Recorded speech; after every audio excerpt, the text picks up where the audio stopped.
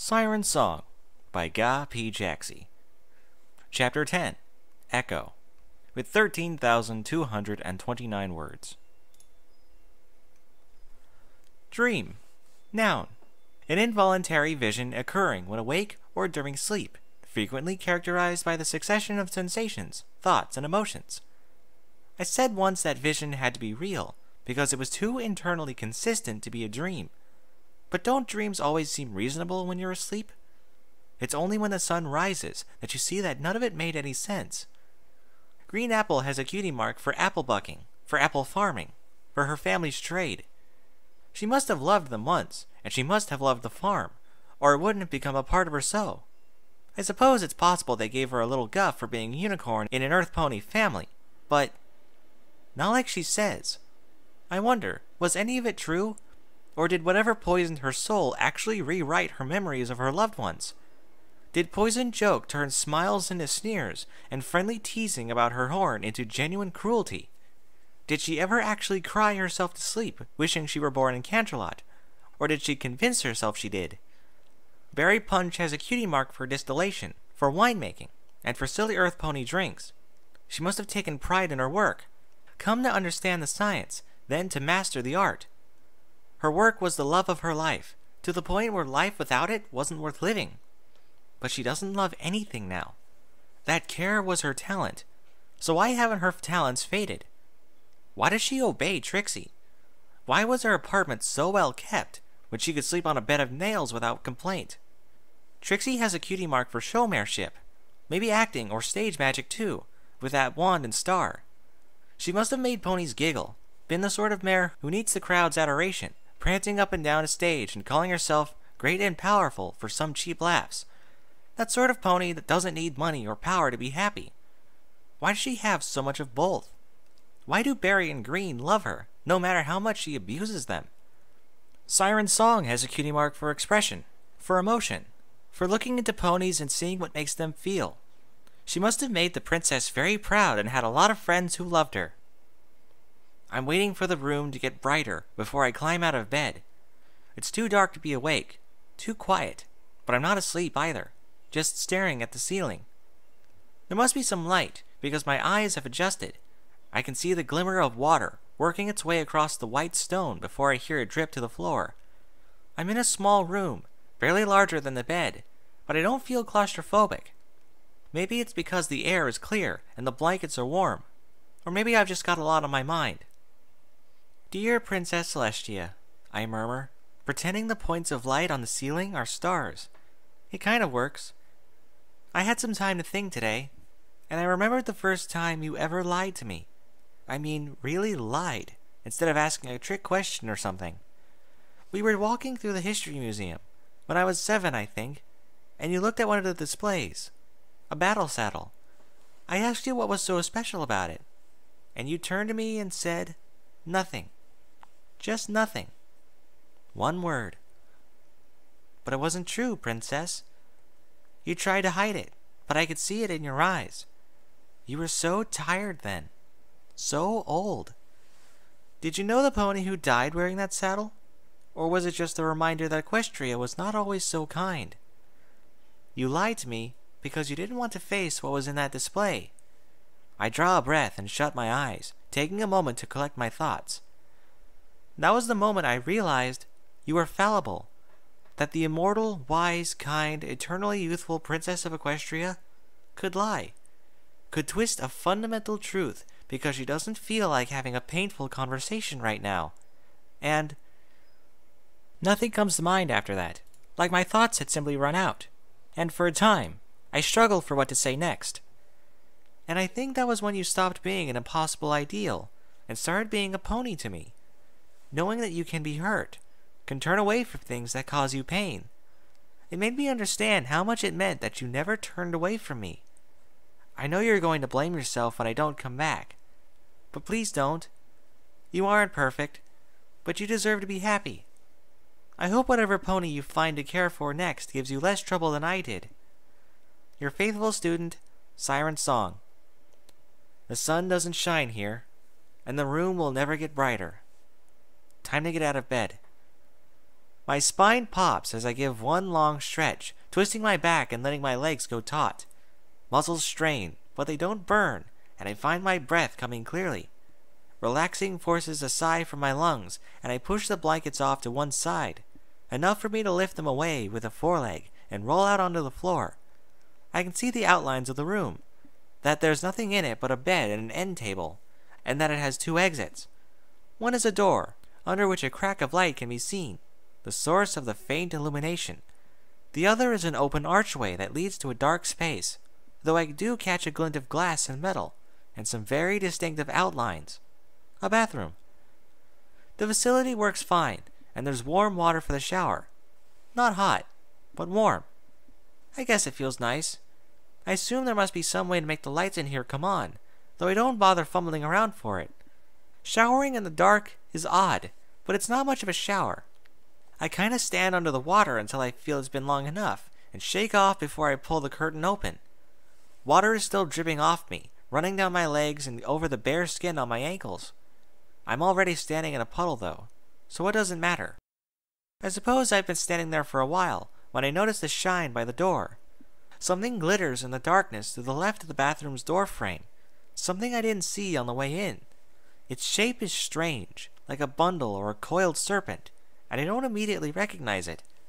Reaching out for it proves to be a mistake, and the glow of my telekinesis blinds me. Rose-tinted light lances into my eyes, and I reflexively snap them shut and turn away, a hiss passing through my teeth. I was too slow, though. I can feel my eyes adjusting, and green blobs swim around my vision, drifting amongst ghostly afterimages of the bathroom. It's almost enough to make me drop whatever it is, but I manage to hold on, slowly opening my eyes while my gaze is cast down. The bedroom looks disturbing in this light, full of long red lines and dark shadows, but it's light enough for me to adjust, and then slowly turn my head forward. It's my belt, of course. Some pony must have left it on the hook on the wall. I slip it around my barrel, and it's not until I tug it tight that I feel something is different. It's heavier on one side than it should be.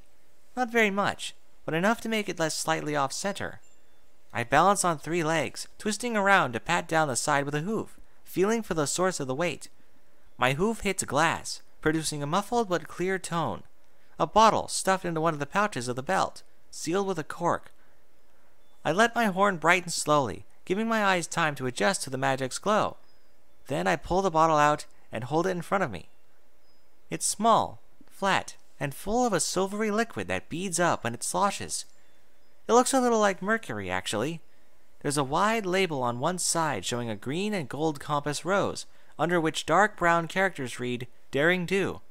The label wraps around to the back, continuing with considerably smaller text. Directions for use.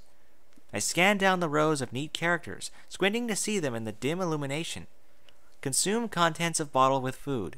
Be sure to drink the entire bottle at once. Cutie mark will appear within seconds, and lasts 15 to 40 days, depending on build and metabolism. Warning: do not consume any poison joke-based products until mantle has fully faded. Persistent exposure to poison joke-derived pharmaceuticals can result in a serious long-term side effects, including blindness, paranoia, intermittent explosive disorder, and death.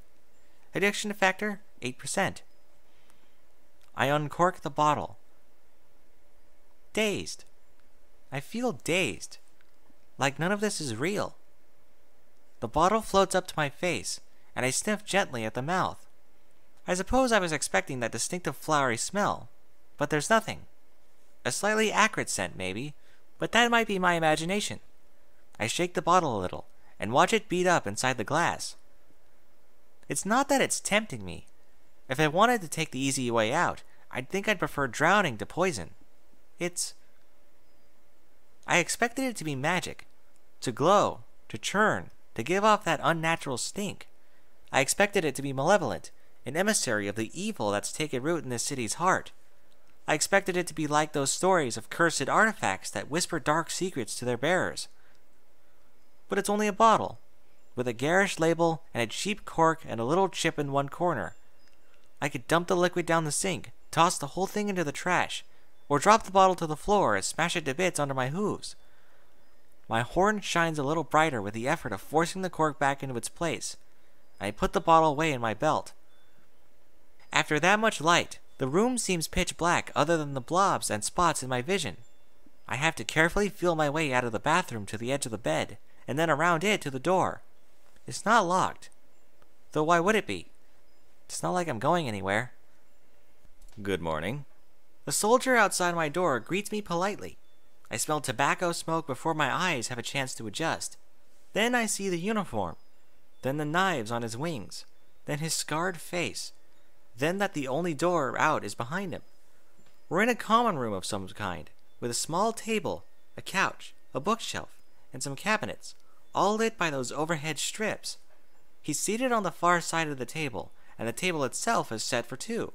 Baskets cover the center of the table, piled high with food, and the pleasant, gentle aroma of fresh-baked goods wafts through the air, soured by the smell from his cigarette. He's sitting between me and the door, but he's at ease. His shoulders are relaxed, his tail flat on the floor, and his eyes are on the table instead of me. He's rummaging through the pile of muffins for one he likes. A sentry would be more alert, but he's not all concerned I'll make a break for it. That's it then. Sold out by the maintenance ponies. Kind of an anticlimax after all that. Good morning, I reply to him, and step up to the far side of the table, sitting like nothing was wrong. He's a snow-white Pegasus stallion, perhaps in his late 40s. Once, his mane and tail were sky blue, but now, lines of silver show his age. He doesn't brush or cut them, and his mane is so long that stray hairs hang down over his eyes, resting above his short, square snout. On another stallion, it would look feminine, but not on him. Age has sapped none of his strength, and the lines and creases on his face serve only to draw attention to his bright, probing eyes. Some of these lines are the faint silver streaks of scars, barely visible beneath his coat. On such a stallion, long hair doesn't show sensitivity. It shows contempt, the absolute certainty that he can do as he wishes. He has a cigarette resting between his teeth, a thin line of smoke curling up towards the ceiling. He's well equipped. He's neat, organized gear making my rough belt full of tools and supplies seem embarrassingly crude. The black uniform clashes sharply with his coat, but somehow, not a stray hair has landed on it. It's made from fine fabric that draws taut, no matter how he moves, pulling the silver stitching into neat lines. The two squares of blood-red fabric have been sewn onto the shoulders, like epaulets, and each side of his neatly folded collar is adorned by a pair of silver bars. I can tell there's armor under the fabric. The torso and leg sections are too even. The straps there too tight. He's even wearing wing blades, and those little hoof ankle devices with the knives inside. He snaps one out as I watch, using a long blade to carefully dissect a muffin. You must be hungry. No need to wait on my account, he says, gesturing me towards the table. It's lavishly set, like it would be in Canterlot if we were entertaining a dignitary, piled high with more food than two ponies could hope to eat. The scent of toast, pastries, tea, jam, and more intermingles in the air, creating a heady aroma that not even the cigarette smoke can fully spoil. He wolfs down one of the sections of the muffin. I still don't move, but he doesn't wait, giving me all the time I want while he pours a cup of tea from the pot. I say nothing, only watching, and he leans his head down to pick a flask from one of his many discreet pockets in the uniform, shamelessly tilting the mouth into the teacup. I suppose it has been a while since I've eaten, but somehow, the thought of eating anything right now makes my stomach turn. I nibble on some toast, just to be polite. Did you sleep well, Miss Song? He asks, his voice deep and rough.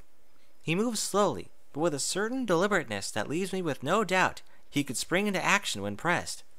I'm not getting much of him beyond that. If I knew him better, or if the situation pushed him more off guard, maybe I could read more. But his body language is too controlled. All I can see in those eyes is confidence, arrogance, and a hint of curiosity. The smoke from his cigarette twists up towards the ceiling, weaving in and out amongst the little currents in the room, looping back and forth about itself. When he sees me watching, he takes a long draw off his cigarette and blows a sharp wave of smoke out of his muzzle, ruining the aroma from the table. It was a very deliberate move, but his eyes never leave my face. He's evaluating me too. Fine, thank you, I say, coughing a little when the cloud of smoke finally hits me. Could you put that thing out? I could, he says, with the sort of thoughtful, intellectual air one might use to ponder an abstract concept. Considering the notion is about as far as he gets, however, shifting the cigarette to one side of his mouth so he can sip his tea. Lieutenant Echo. Echo is fine. He reaches out with a wing, the tip of the long blade there catching the edge of the butter tray and dragging it over to the side of the table. So, Miss Song, now that we're introduced, why don't you tell me about yourself? You already know who I am. Or do you treat all prisoners this way? I answer back, smooth and calm. I want to snap, to yell, but that's what he wants too. This is a battle of wills, and the first pony to get emotional loses. Still, I catch a hint of a condescending smirk. Something in my answer he finds oh so amusing. Perhaps I have other reasons for being nice to you, he answers, his gaze traveling down my neck. He leans around the table a hair, so that look can slide across my side until it comes to rest on my flank, my thigh. There it lingers for a moment too long, before lazily sliding back to my face, a chuckle escaping him. You're disgusting, I blurt out before I have a chance to think, leaning away from the table. I feel sweaty, dirty, like his stare left a trail of grease in its wake. He's laughing before I've even finished, and my cheeks burn when I realize I played right into his hooves. He wanted to see if he could catch me off guard, and I let myself get pushed into a childish outburst like a stupid foal. I'm practical, Miss Song, he answers as that chuckle winds down. He flicks out a wing, and in an impressive display of agility, hooks his teacup by the handle using the edge of the wing blade, sipping at it quietly. The way I understand it, getting you a doctor's visit is worth one fairly passionate kiss. I figured that breakfast and some conversation would at least earn a smile. For a moment, my mind goes blank. I stare at him in mute shock, unable to process what I've just heard. He gives me time to mull it over, sitting back from the table and lazily swirling the contents of his teacup. I don't think that's so unreasonable, he says, fixing me with a stare over the cup's rim. He didn't know who I was when he helped me, I say, but I can hear my voice trembling, my teeth set on edge. My perfect poker face is destroyed in a moment, twisted into a glare that only makes him smile. He hasn't done anything wrong. Certainly a valid point of view. Then again, perhaps he knowingly aided a fugitive, and is himself a traitor who must be made example of. I haven't decided, he says, with a matter-of-fact air, tilting his gaze down, and then back up to my eyes. Just for a moment, I consider taking the hint. Some malignant and cowardly part of my mind weighing the advantages and costs of smiling and flirting for this creature, if it will make things easier. The thought is barely a flicker, but in its wake comes a torrent so sharp and sudden, I'm swept away before I know what's happening. The only reason you're being nice to me is because you know what Princess Celestia will do to you, I scream, whirring up onto the table and smashing a set of the dishes onto my hooves. You let me go. You let me go back to Equestria right now, and maybe she won't destroy the city and leave you to drown. For a moment, he doesn't say anything, and then his grin fades, replaced by a more thoughtful expression. Ah, our dear princess, he says, sitting up and back, taking another draw off the cigarette.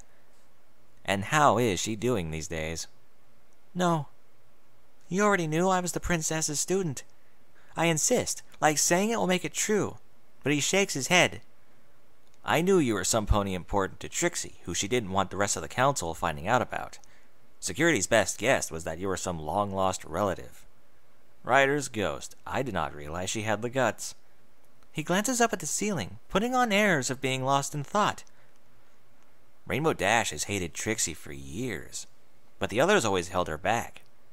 If this gets out, though, I don't think a hanging will cut it.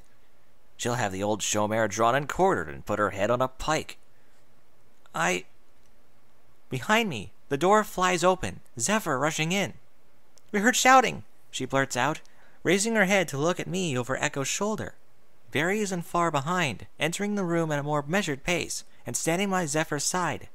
Is everything okay? Miss Song and I were getting introduced. Echo answers, his tone friendly, casual, smooth. Sweet filly. Not very bright, though. The knives are in my grip, floating in front of me. I don't even remember drawing them, But suddenly, they're there. His smug, ugly face is my entire world. Like Barry and Zephyr, and the room, and the city all didn't exist. My whole body is tense, my magic gripping the weapons so hard that a whine fills the air, and breath comes in uneven, quick starts. I need to do something. Need to wipe that look off his face permanently. He can't do this. He thinks he can yank me around for his own sick amusement, and I need to show him he's wrong. He is wrong. But all he does is sit there. And then, some pony is grabbing me, pulling me away from the table. Feathers, it's Zephyr.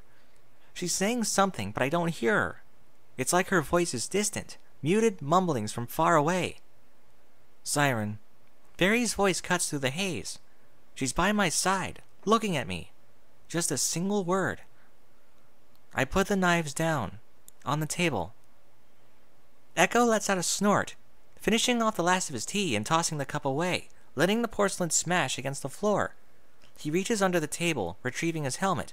One of those brutal steel things, capped with a spike instead of a horn. Much obliged, Miss Punch. Get her cleaned up for the trip, and while you're employing that unique charm of yours, keep her under control. He orders as he rises from the table to go. Oh, and Miss Song, next time you're about to jump to conclusions, you might want to pause to consider that prisoners generally do not get to keep their weapons. Just a thought. No pony says anything. After a moment, the door swings shut behind him. The lights hum and flicker. Beside me, Zephyr's wings rustle.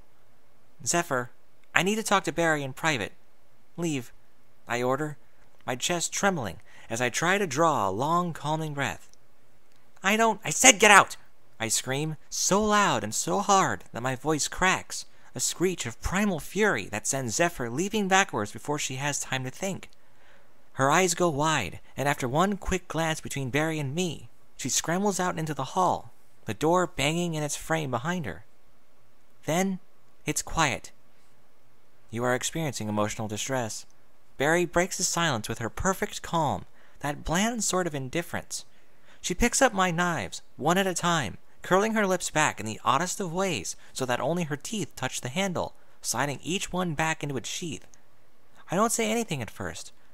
I don't think she expects me to. I told him that I was Princess Celestia's student.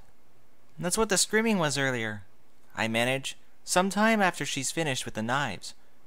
I thought he already knew, but he didn't.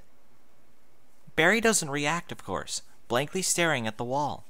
I know she's considering it, though, those gears in her head turning. After a few seconds, she indicates one of the baskets with her muzzle, the one full of grass and daisies. Green will be discharged this morning. You will take this to her. Picking up the basket is almost instinctive, and it levitates alongside me as I move after Barry. When we step out into the hall, I can see Zephyr watching us, a few paces away from the doorway. She's biting her lip, struggling to keep her gaze off the ground, and it doesn't take my talents to see that she's hiding something. Guilt? Shame? Something else. What should I do? She asks, but her voice is stiff. She's saying it just to have something to say. Throw this all away. Clean the room. Barry orders, and we move on. Our trip through the halls is uneventful. There's no sun, of course, and the steady beat of the lights reveals nothing about the time, but I think it's late morning. The work shift has obviously left for the day in any case, and we don't encounter a single other pony on our way to Green. The trip ends with a set of wide double doors that swing loosely on their hinges. Behind them lurks the pungent odor of ozone and antiseptics, a malevolent cloud that springs out into the hall at first opportunity. We push on through the swinging doors anyway, and the worst of it passes after a few moments. The recovery ward isn't much, just a long room with a half-dozen beds, so clean that the white stone seems to shine. Each of the beds is guarded from water by one of those glass covers, but only 2 of them are occupied. The bed second from the left holds a sleeping silver Pegasus, covered head to hoof in what must be a dozen lightning bolt cutie marks. He twitches spastically every few seconds, and sparks crackle over his coat, the source of the ozone smell. The bed on the far right holds a unicorn, green and familiar. Hey there, Barry. Siren. She calls out from the bed, her voice quiet but clear. She's on her back, legs bent around a pair of metal bars that run over the bed, her head in a padded brace to hold it still. The whole setup is so clinical, it makes it easy to imagine she's at death's door. An impression aided by how weak her voice sounds. When I trot towards her, though, I can see that her eyes are open and following me, her expression alert. You two ready to get me out of here? The doctors have not yet discharged you. However, a matter has arisen which Trixie must be informed of immediately. You will watch Siren until such time as you are discharged, and then prepare her to depart. Barry says. Green can't move her head much inside the brace, but she gives the faintest of nods, and Barry turns away, heading back out into the hall. Watch Siren. Because the stars know we can't let her out of our sight for 5 minutes without her ruining everything. Lucky that Green doesn't mind playing full-sitter. Hey, sweetheart. She calls from the bed, snapping me out of my thoughts. I raise my head to look at her, and she smiles. I'm watching you. A laugh escapes me before I can stop it, though it's a sickly, unsteady sound. Come on over here. Is that grass for every pony or just you? Oh, Barry thought you would want some, I say, stepping up to the bedside. I hang the basket from the metal stand above her so she can reach it easily without turning her head, and she levitates a daisy out, sniffing at it. I take one myself, just because. A squeak emerging from my throat. Just a squeak. Sorry, I stammer, reaching up to rub my eyes with an ankle. The air in here is terrible. I blink the tears out of my eyes, but there seems to be more of them, my vision blurring as they run down my cheeks onto the bedsheets. It's that ozone smell. My throat is seizing up, tight and sore, twisting my words into an ugly croaking. I'm not hurt. I'm not even scared. I just got rattled a little by a guard. There's no reason for me to be choking up. Green doesn't care anyway. I force myself to straighten up, to look dignified. I'm sorry, Green. I manage through the pain in my throat. It's okay, sweetheart, Green says, dropping the flower to her bed beside her. Her tone is even, gentle, but I can't see her face. My vision is too blurry. That smell stings my eyes, too. Besides, you wouldn't cry, would you? No. Crying never helped anything. I force the words out, a long sniffle marking the end of my sentence as I try to hold my head up. I had a bunch of foals in the orphanage who wouldn't stop bawling. I hated those snot-nosed little whiners. Bully magnets, that's what they were. That's right, sweetheart. That's right, Green murmurs. With the flower released, she's free to focus her magic on other things, and she unlocks one of the bars above her. Her right foreleg goes free, and with some effort, she pats a spot on the bed next to her. You can lay your head down if you like, until your eyes clear. You get used to the ozone after a little while. I lay my head down across the sheets. Green puts her leg around me, and we wait. We wait, and we pretend that I'm not crying. We wait, and we pretend I'm not the kind of useless, pathetic, overgrown foal who needs an adult to put a leg around her and tell her it will all be okay. I didn't know you grew up in an orphanage, Green says, after a time, when the sobbing has stopped save for the occasional sniffle. With my head so low, she can't look at me, and I can't see her. The brace won't let her turn her head that far. She's holding me, though, able to feel my little motions, and I can hear her voice. Worried, soft, but touched with something. Something good. Surprise, maybe. I didn't, really. I was still young when the princess took me, I say, shutting my eyes and resting my head against the padded brace.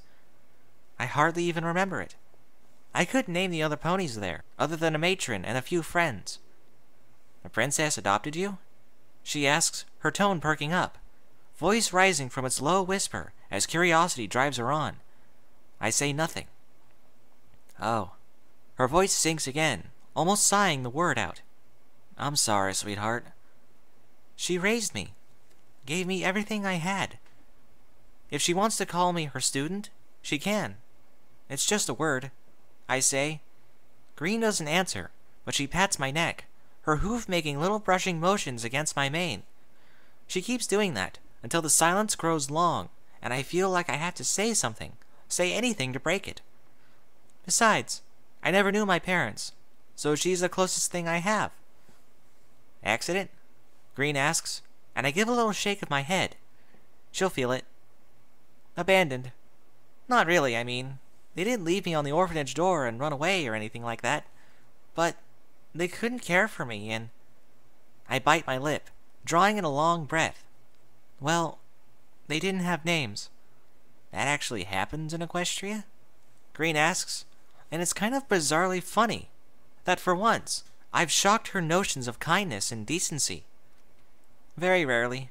Princess Celestia looked into it when I was young and wanted to know. Apparently, it usually means that they can't care for their child for some reason and feel ashamed. Illness, too young or too old with no family to help, or mentally unfit. I say, the effort of talking is strangely soothing, letting me get my tone under control as I put the words together. She always said that my parents loved me so much they were willing to give up their only child so she could have a chance at a good life. Green doesn't say anything, and I have to laugh, a weak little chuckle. You're thinking something unkind about my parents right now, aren't you? I'm thinking something unkind about Celestia for telling you that, she answers, and though her voice is still quiet, it's picked up a distinct edge of strain. I know you hate the princess, Green, but you shouldn't. I plead with her, imploring her to reconsider. I'm collecting myself again, and I have it together enough that the words emerge not as a whine, but as an honest plea, brushed by the pain her hatred causes me. She didn't kill Siren. You think she's some insidious mastermind, but she isn't capable of what you described. I realize Green has gone still, and I let the words die, trailing off into nothing. Of course, no matter what I say, you're going to insist that she's pulling the wool over my eyes. I know very well what you think of me, Siren, Green says, but her tone is disappointed now. But you've got too sweet a voice to spoil it with bitterness. I didn't. Horse apples, you didn't, she says. Your princess killed the pony I love, and you're upset at how gosh darn unfair that is to you. Her words are quiet, but laced with unkind judgment. It ain't about you. Deep down you know that, but you've still got some real bad habits to break.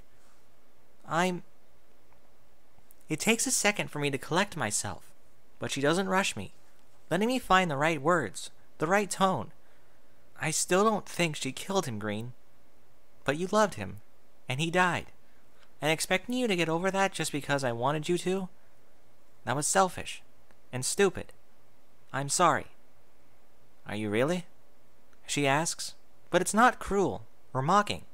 It feels like an honest question, and after a moment, I nod.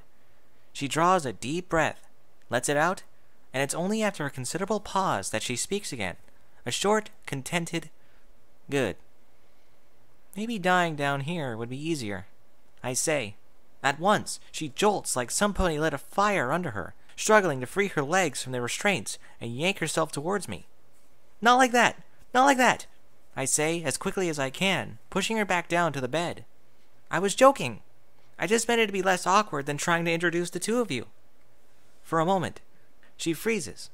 Then, when it sinks in that I'm not suicidal, she relaxes, laughter floating out of the top of that brace. Less awkward for you, maybe. And that's your bad luck, ain't it? I intend to get you out of here in one piece. You know, at some point you're going to have to decide if you have an accent or not, I tease, lightening the air a bit after that scare I gave her. Your ain'ts and y'alls seem to come and go with the tides. Hush, you. When I started modeling, my accent was so thick no pony could understand a word I said. My photographer said it was better that way. Meant I talked less. Every time one of the models offered their opinion on his poses, he'd stare them right in the eye and say, "Young mare, when you walked in this morning, I thought you looked clever. Why'd you have to go and spoil that by opening your mouth?" She chuckles, basking in an old memory. We all hated him. Stuck-up jerk. Well, he knew how to catch your good side at least, if those posters were any indication. A little light flattery always goes well with Green, and she takes it exactly the way I thought she would, with a happy sigh and a smile I know is there, even if I can't see it. He did it, that, she says, the leg that rests around my neck seeming to relax, like some tension was leaving her body. You mind giving me a hoof sitting up? I think I could go for some of that grass right now. As it turns out, I do mind helping a pony with a head wound circumvent their doctor's instructions, but Green is perfectly able to eat from where she is, even if she does have to levitate the grass down 2 or 3 blades at a time. As soon as she sets in, the fact that I haven't eaten in what must have been more than a day catches up to me in a rush, my stomach turning into a yawning pit. I pace myself, though, eating only 1 or 2 blades at a time like she does, forcing myself to make light conversation to space things out. I think she's in about the same position, and we while away our time with amusing nothings until the last of the grass is gone. 1 piece left, I observe, picking up the daisy she left fall to the bed beside her. It's all yours. Nonsense. She waves me off as I levitate the daisy in front of her. You can have it, sweetheart. I'm not stealing food from a pony in traction. I'm already on my hooves. You need to recover. I insist, balancing it on the tip of her nose. The flower has barely hit her nose, though, before the scarlet glow of her own magic surrounds it, lifting it up and away. I got a little bonk on the head, she insists. You were beaten black and blue for nearly 2 days straight. Yeah, but I'm the toughest unicorn to ever live, remember? I insist, a little grin tugging at my features as I look down at her from my perch beside the bed. You're the sort of sissy who goes down after one little concussion. You are going to take that back and then you're going to eat that flower, Green says, firm. Her tone is forceful, but she's smiling as well, her free leg resting over her undercarriage. Well, you'll what? Hit me with one of those perfectly polished hooves? I shoot back, sing-song, raising one leg and letting my ankle go limp. You'd get a scratch and faint. By the time the doctor shows up to discharge Green, she has me in a headlock, the rest of my body levitated off the ground so my legs flail uselessly in the air. He is something less than amused and doesn't hesitate to let us know it. But Green and I just sit through his excoriating lecture on hospital safety, shooting each other sheepish grins as I take my time eating the daisy. When he's done, he curtly pronounces Green fit and sends us on our way. When her legs come free of the braces, she's so unused to walking she almost falls out of bed. But I catch her, and we head out together, her magic sweeping her saddlebags out from under the bed just in time for them to chase us out the door. I think you maybe pull something there, I say, wincing as we start down the hall. I don't manage faster than a steady walk, every motion of my legs electing a painful twinge, a soreness that carries up my back to my neck. Green only chuckles, though, shaking her head. If you'd pulled a muscle in your condition, you wouldn't be joking about it, she insists, with a light, reassuring tone, though she does take a moment to carefully watch my walk before she continues. It's some lingering soreness is all. You'll have a chance to rest it on the ride home. That's great. When do we leave? I ask, a certain lightness entering my heart when I realize that, for once, fate is not going to conspire to turn a simple task into a nightmare. Green isn't headed for the crawler dock, but from how often she stops to get her bearings, I gather she's not too familiar with the building's layout. Besides, we need to collect Barry first. Just as soon as we have you all cleaned up and ready to go. I had Barry make a supply run while you were out, Green answers, opening her saddlebags, pulling out 2 small bottles and a thick envelope. It takes me a second to realize she's giving them to me, her red glow fading to my more mild hue as I hold them up in front of me. Picture Perfect's coat dye, emerald green, Brilliant's tail shine, lime green, and a packet of rub-on Cutie Mark stamps. Hey, they're still using you on the shine bottle, I say, reflexively. I've got good instincts for these things, and the warm glow of pride that suffuses her when she smiles buys me a few moments to think. But what do we need all this for? You've got a pretty distinctive profile, sweetheart, she insists, pulling open a door ahead of us. A bathroom? Fuchsia and rose unicorn, shaved on one side, and bald ankles. Right now, all it'll take is one look, and any pony in the city can fix you to the description. She pulls a silver horseshoe out of her bags, a spare for her usual set, I assume, and jams it under the bathroom door to prop it open as she gestures me inside. That's the sort of thing that's prudent to fix, even if we aren't going to be parading you around in public. But no pony's going to see me, right? I ask, hanging back from the open door. My heart starts to beat faster in my chest, and for a moment, it keeps time with the lights above, the resonant sound carrying over my quickening breaths. Because we're taking the crawler straight to Neptune's bounty, and then I'm going home, right? There's no reason not to just take it there. There's... Shh, Green says, reaching out to press a hoof to my lips, her horseshoes hard and cold. Crawlers are a very obvious means of smuggling. If we got you to Neptune's bounty that way, security would know who helped you. Don't worry, though. You and I are riding straight there another way. Her tone is quiet but firm, and she levitates me off the ground without removing her hoof from my muzzle. It should be terrifying, but there's something oddly comforting about it, and she sets me down in the middle of the bathroom, facing the mirror. With the lieutenant, I say, my voice so quiet I'm almost whispering the words. All the pieces from today fall into place in a moment, and there's nothing I can do but stand stock still in front of the mirror, watching Green's reflection uncork the first bottle. Echo. That's right, sweetheart. He's arranged a special convoy for a security station near Neptune's Bounty. We'll all ride in the back, and once we're close enough, slip out with no pony the wiser. She pulls a comb, brush, cloth, and a few other items of makeup from her bag, and it's only after she started brushing my coat that a thought seems to occur to her eyes perking up suddenly. You two have met? He threatened to hang a colt who helped me if I didn't smile for him, I say. After a moment, I swallow. Well, Green says when the silence has grown too prolonged, going back to brushing the dye into my coat. I'll have a word with him about that. Her tone is casual, polite, like he had caused me some minor inconvenience, but there's a hard edge there. Is she angry with him? Seething with quiet fury at what he's done? No, that's not it. I catch her eye in the mirror. I see a glint, that faintest stiffness in the muscles around her eye. It's me. She's angry with me. Did I do something wrong? Well, I swallow again, struggling to force the words around the lump in my throat. Will you really be able to hide the shaved patch with just makeup? I'm still missing a lot of hair there. You just let me work my magic, sweetheart. She assures me, like nothing had happened. There's a pause, though. A lull. She's prompting me for something. Oh! I laugh, and I think it sounds natural. I keep the tension out of my voice at least, and I put a soft smile on my face for good measure. Work your magic. I get it. That's funny. She totally bought it. The conversation mostly lapses into silence as she works, but that might be for the best.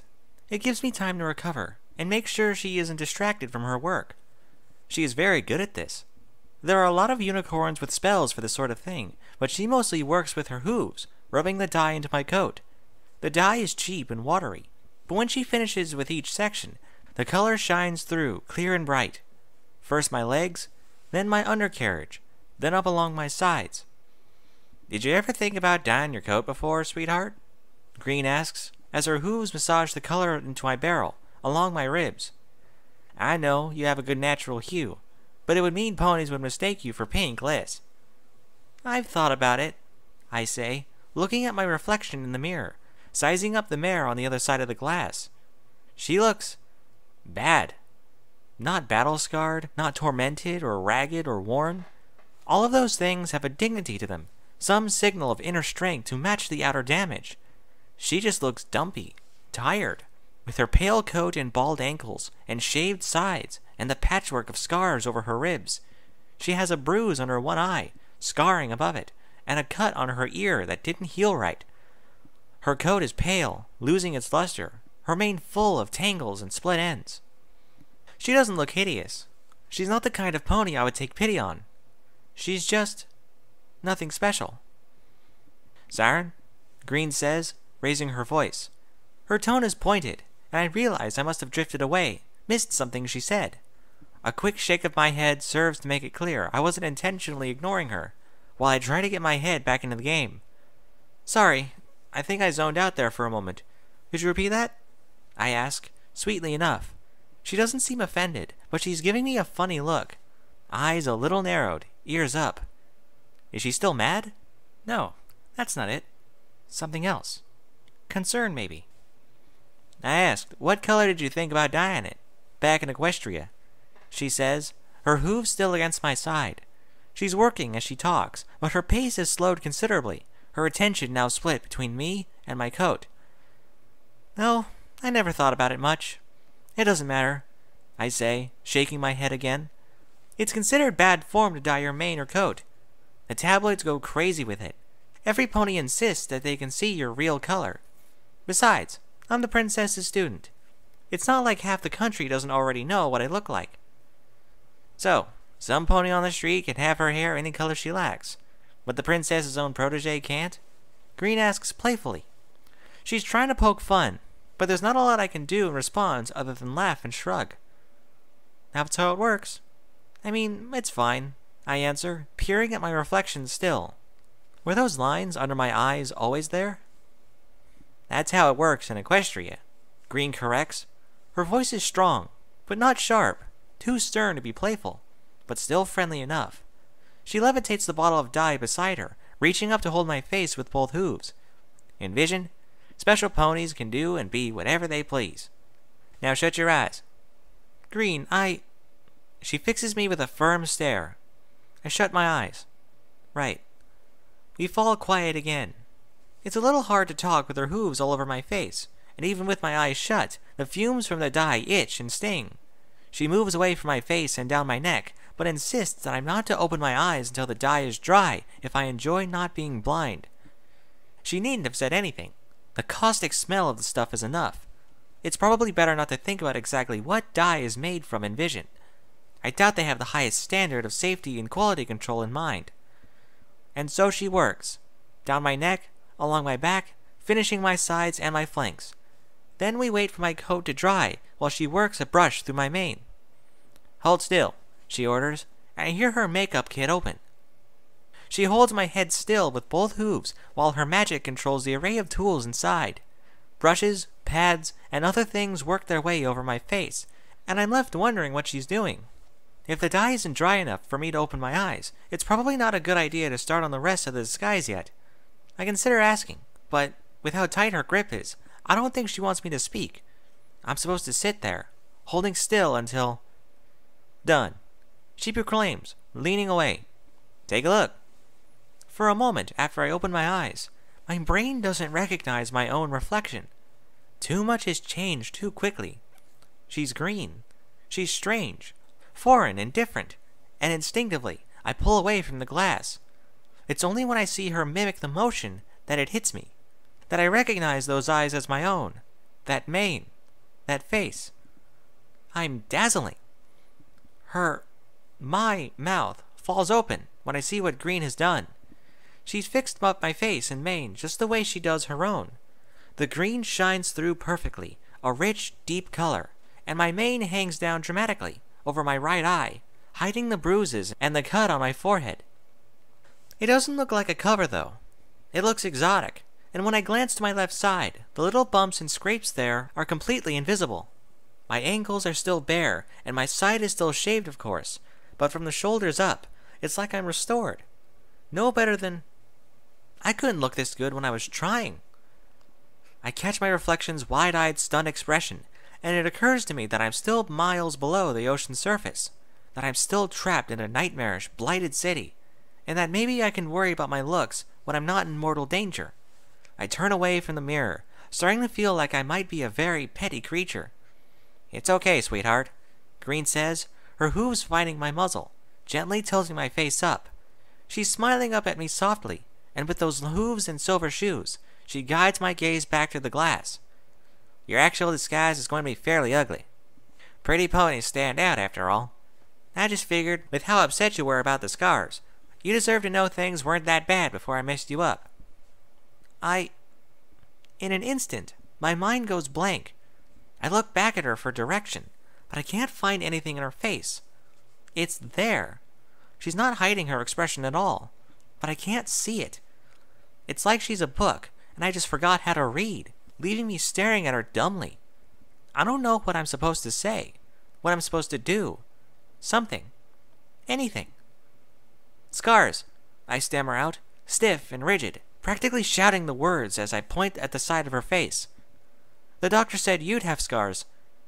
The side of her face is unbroken, though, without so much as a shaved section to indicate she had major head trauma not a few days ago. The bruise I gave her on the way to the station seems to have vanished, too, leaving her in mint condition. You look good, I finish, lamely. Green just laughs and smiles. And then, it's back to work. First, she wipes my face clean, and then she starts in with her magic, telekinesis and petty spells making the host of corrections no pony could do by hoof.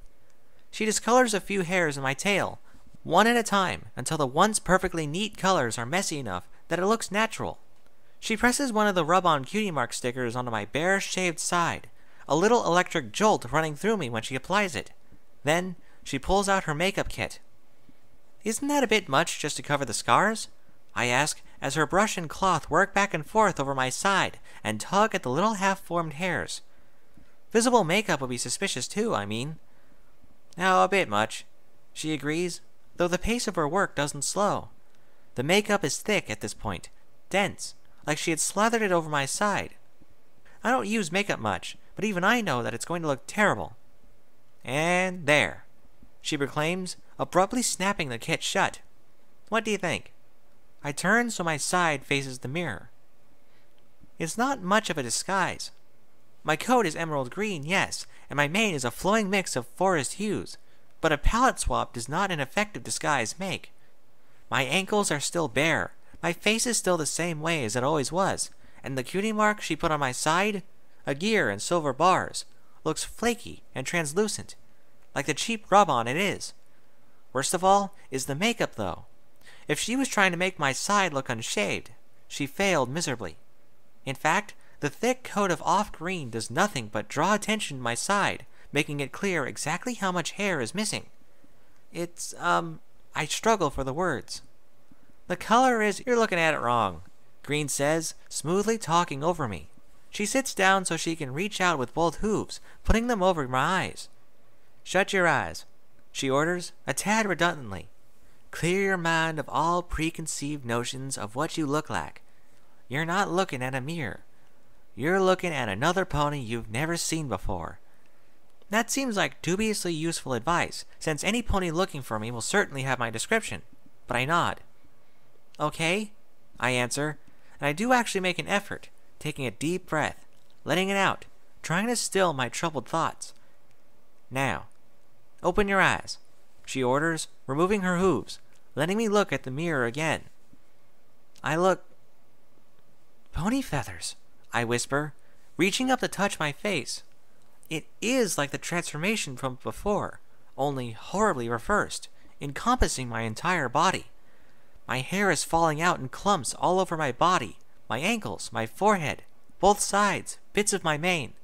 I'm cut, I'm battered, my real cutie mark almost hidden in the encroaching forest of emerald around it.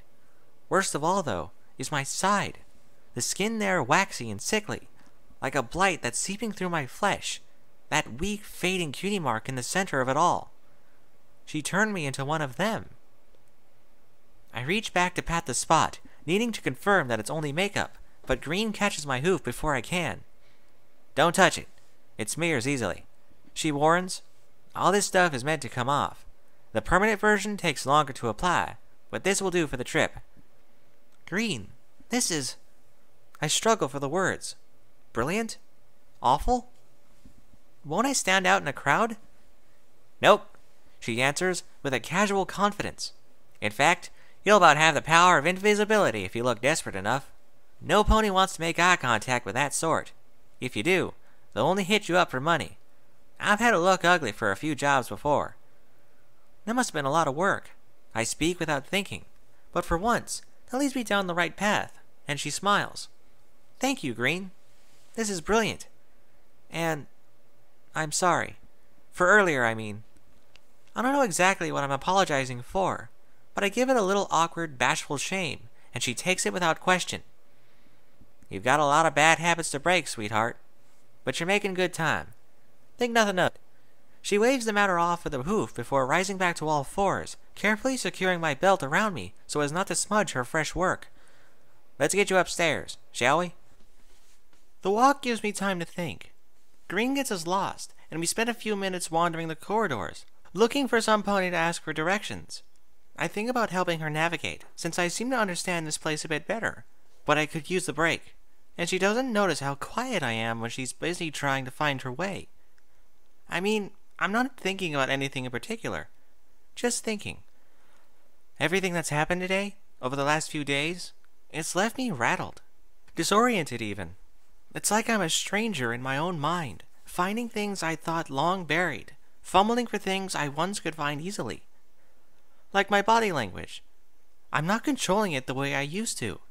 Things are slipping out, or worse, I'm forgetting myself entirely, letting instinct of all things choose how I look and move. Even now that I'm thinking about it, what used to be as natural as breathing feels like an effort, some conscious decision on my part against my nature. I have to remind myself to smile whenever Green looks at me, to glance at her mane like I was admiring how much it shines.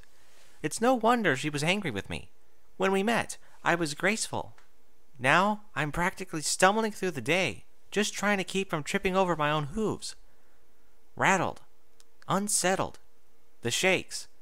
I've heard a lot of terms for the disorder in one's mind after a frightening event, but they were always just words. The closest I've ever come to tragedy or danger was when Zura's cloud snapped her wing, and that was really more dangerous for her than for me. Even if it was scary, the doctors told me she'd be fine, and the princess was there to put a wing around me and tell me it would all be okay. This doesn't feel rattling, though, or shaky.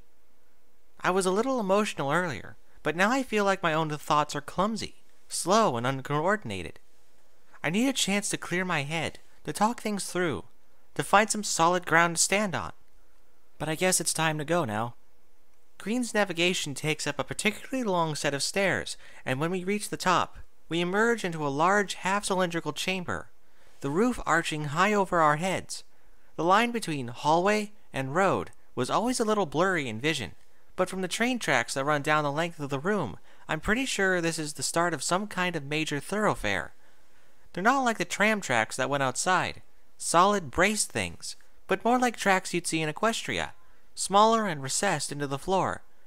There's a stubby, boxy train car of some kind sitting on them. And while I know that aesthetics in vision are different than those in Equestria, this thing seems to be making an active effort to be ugly. Short, squat, dark, with no windows other than a slit in the front, and no doors but a sliding cargo hatch in the side. Barry is standing in front of it, and through the door behind her, I can see it stuffed full of boxes. "Hello, Barry." Green calls as we make our way across the room. My eyes follow the train tracks as we walk. One end of the room really is just a wall. The start of the line, I suppose. But the other is one of those heavy security doors. There are a lot of little doors around the sides, too, presumably more stairwells to the maintenance space. I'm not looking at Green, and so it catches me off guard when she shoves me forward, pushing me towards Barry. "So," she chirps, "what do you think?" When I turn back ahead, I'm greeted by the sight of Barry's muzzle barely a hoof's length from my own, enough to make any pony jump. It's a good thing she doesn't care about interpersonal cues, because I am not at the top of my game right now, practically announcing my discomfort with a sign and a megaphone. I squirm away as she looks over every part of me, inspecting the disguise, eyeing Green's handiwork. She actually sniffs at the fake cutie mark. Who does that? "Acceptable," she pronounces after a moment, her usual dead indifference coming across more as resignation in this particular context. Regarding Lieutenant Echo, Trixie conveys that we are to trust him with the information he has acquired regarding Siren, and completely trust him once this assignment is complete. "Well, good to know," Green says after a stiff pause. She tries to hide it, but I can hear that she's a touch distracted by the news. She doesn't like the idea of trusting that detestable monster. Not that I could blame her. "Are we waiting on him, then?" she asks, and Barry nods. "Well, no sense in sitting around. I'll go find him. You watch Siren—" "No," I blurt out. For a second, I go stiff. Barry and Green both turning to look at me when I have no earthly idea what I'm going to follow that up with. I don't panic, though. I push through that disorientation, that fog, and I look Green in the eye, taking a deep breath and letting it out. "I'll go fetch him. You'd only get lost again." That is not a good— Barry starts to object, only for Green to hold out a leg in front of her, as though to block her path. Barry looks down at the leg, then at Green, and says nothing. I guess silence implies consent? "Go ahead then, sweetheart, and don't dally. We should get underway as soon as we can," Green says. I feel tense for some reason, like all my muscles were wound up. I don't show it though, and I nod to her, turning and starting back the way we came. "Okay," I say as soon as I'm out of earshot, my hooves carrying me down that long, twisting flight. "Okay, Siren." That wasn't your best performance, I add with a suitably rebuking tone, but not one that strays into outright criticism. It's supportive, reassuring. I'm good at that. But you didn't bomb it either. You hit all the key notes, and the audience knows what you're going for, even if you slipped up the little details. Put that way, it doesn't sound so bad. Green still wants to protect me. Barry isn't going to try to poison me. I'm in good health. I know you're still rattled, but you're in a better position now than you've been for a long time, and if you can keep it together, you'll be home soon. Think you can do that for me? Yeah, I think I can do that. Right. Now, first step, finding Echo. I mutter when I come to a four-way split at the end of the stairwell. I have the feeling of this place, the ways and means of its architect, but that doesn't tell me where Echo will be hiding. I could find somebody to ask, but with how abandoned this place is during the day, that would be a significant undertaking in and of itself, and there's no guarantee they would know either. Well, I muse, biting my lip. He must have known we'd be leaving soon, so probably somewhere near the exit. Of the 3 tunnels I have to choose from, 2 are stairs leading downwards, so I pick the third one, following its level course that must run parallel to the train station above. This floor doesn't seem like it gets much use. From the look of it, it was intended to be a proper train terminal. Wide corridors, benches, spaces for little shops. It's all locked up, though, or converted into storage space. A number of storefronts packed full of dusty crates. I don't think the space is abandoned. It looks more like it was never used. The benches are still pristine, other than the dust. The floor shows no sign of warping or wearing from passengers' hooves. There are no neglected signs in the storefronts or inventory left behind. Maybe this was built before the war and wasn't needed after. Maybe it was an ill-considered last-moment addition. It clearly wasn't made by the same architect as the industrial space. I'm abruptly jerked out of my reverie by the sound of splashing. Hooves and water. Some pony moving through the pools and puddles that form under the leakiest parts of the ceiling. The sound is intermittent, irregular, like they can't quite find their balance, but it's definitely coming from up ahead. I pick up my own pace to a quick walk, ears twisting back and forth as I look for the source of the noise. There, just ahead, coming from that storefront. I hurry past the dust-covered windows, pushing my way in through the open door. Dark. The inside of the storefront is dark, illuminated by a thin, sickly shaft of light coming from the open door. Tall stacks of boxes and abandoned furniture cast long shadows, forming a pattern of scattered light against the rear wall, like glittering pieces of shattered glass. I see motion, a swaying. Then I hear the splash again, hooves and water, awkwardly moving back and forth. Breath, a hiss of exertion, the thump of something hitting wood, muffled and muted words, a long high groan. I take another half step in, the light shifting around me, moving as my shadow does. Zephyr's face, yanked back and high, a bit in her mouth, her cheeks and ears flush, a white leg capped with a steel hoof weapon, wrapped around her neck, pulling her back. I'm frozen to the spot. I should leave, pretend I never saw anything, look away at least, but all I can do is stare. Light seems to dance over the scene, revealing something, only to let shadows conceal it again a moment later. Zephyr's mane, wild and knotted, their rear legs intertwined on the floor, caught in that puddle. The glint of that bit in her teeth. Echo's face, brushing against hers. Their wings are outstretched, hers full of a tense energy, his steady and stiff. I see a shine in the darkness there. He's still wearing his wing blades. The sounds tell me more than my eyes ever could, though. The panting, the grunting, her sudden hiss of pain. She tries to form words at points, but it's impossible now. Her head pulled back, her eyes forced towards the ceiling by the taut cords behind her. And then, it's over. There's a sudden tension, a sharper grunt, a squeak, and a long hiss, and the energy seems to flow out of them. Zephyr curls her lips around her teeth, the reins behind her going slack, letting her finally lower her head back to level, letting her see me. She freezes. Her eyes go wide. Not bad. Echo's voice rumbles, and I see his head rub alongside hers, her left ear momentarily in his teeth. He sounds amused, and he whispers something to her, too quiet for me to hear. She abruptly spits out the bit, and the reins slip over her head, clattering to the floor. He must notice how stiff she's gone, because he turns his gaze to follow her eyes settling on me. They seem to sparkle in the reflected light, and he laughs. "Hello, Miss Song," he greets, sliding off Zephyr's back, his forehooves splashing in the puddle around them.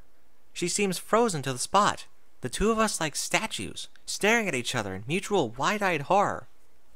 "Do excuse me. I'll be with you in a moment." It's hard to see in the shadowy storefront, but he turns away from her, taking a few steps towards something in the back. A table, maybe. I hear a rustling of fabric and the clink of metal, and then he's beside her again, a small bag balanced on one of his wings. My apologies for being so abrupt, Miss Zephyr, but duty calls, and it is rather urgent. Do give my regards to your family.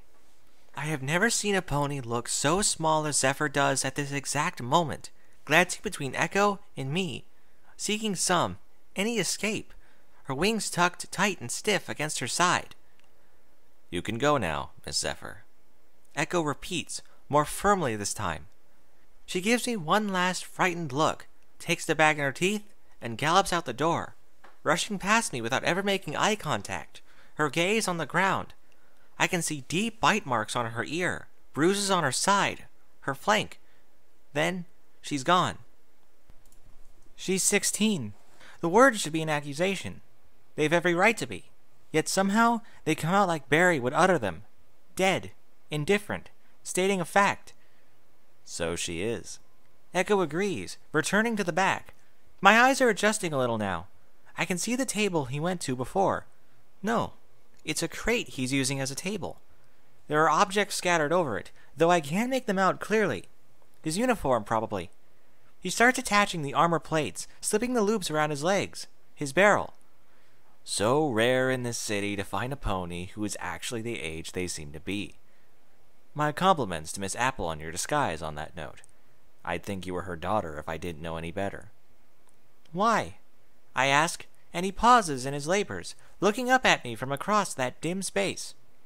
You need me to explain how you two look rather similar at the moment? He asks, a tad quizzically, a tad dry.